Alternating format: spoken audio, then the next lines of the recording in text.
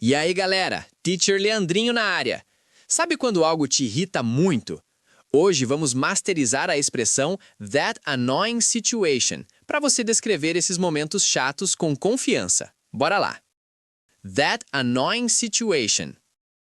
That annoying situation significa aquela situação chata ou irritante. É perfeita para descrever momentos que te tiram do sério. I don't like that annoying situation. I don't like that annoying situation.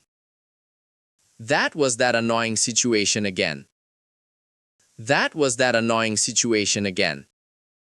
I left so that I could avoid that annoying situation.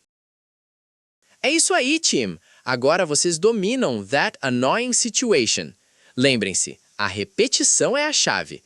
Tente trocar annoying por funny, sad ou weird para variar. Keep practicing. See ya!